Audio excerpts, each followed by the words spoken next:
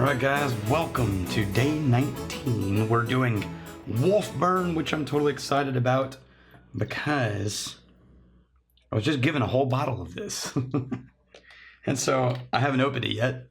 So now I get to taste it without having to crack the other bottle.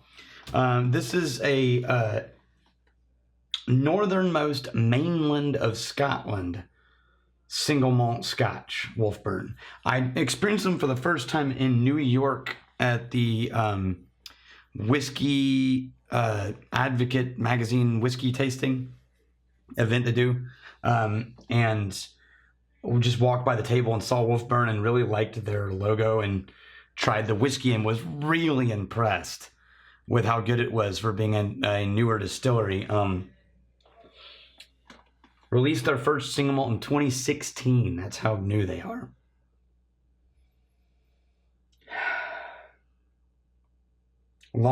They say, long fermentation, slow distillation.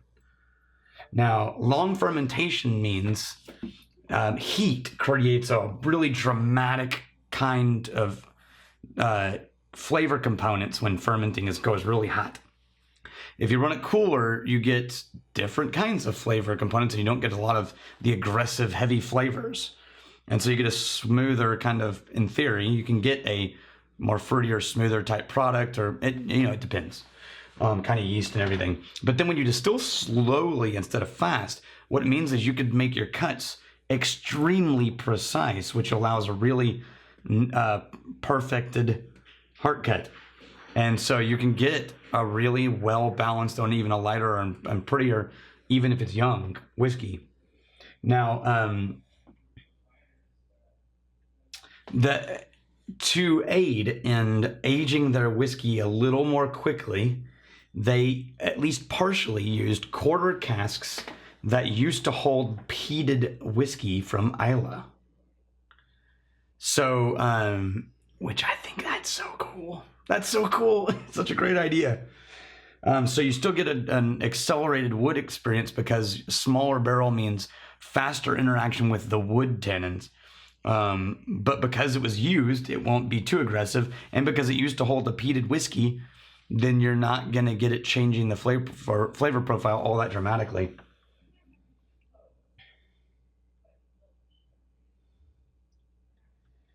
Man, this is pretty. This is, strangely enough, has a lot of the fruit notes I found in Dalmore, but brighter. If you mixed Talisker with Dalmore, and then you might get these sort of fruity, honey, almond, slightly chocolatey. Wow, that's so interesting.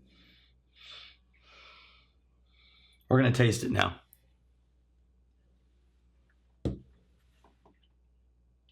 Wow. That's good, guys. That's good. Get yourself some Wolfburn.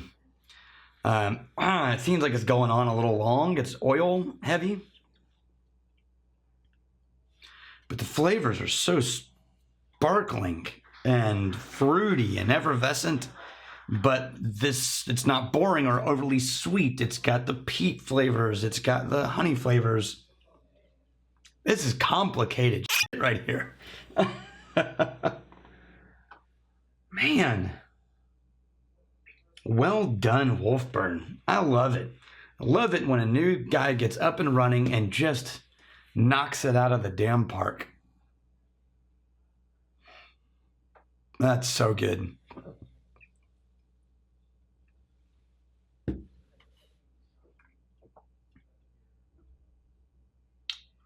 Yeah. Now I'm getting honeysuckle. It's reminding me of Deanston. So if you've had Deanston 12, I'm getting a lot of the honeysuckle and green grass and earthy notes. I'm also getting about 30% more black pepper hint of smoke than Deanston 12. But the closest whiskey I've ever had to this is Deanston 12, now that I'm thinking about it. Oh yeah, absolutely. Crap, that is so close to Deanston.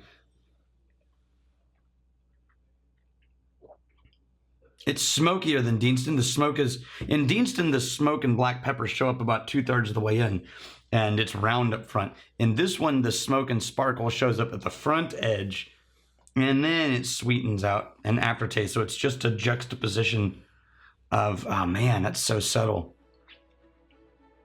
I love that. Sweet. Well, we know that we just hit about a week's worth of whiskeys that are up my alley. So as much as I was bitching last week. Yeah.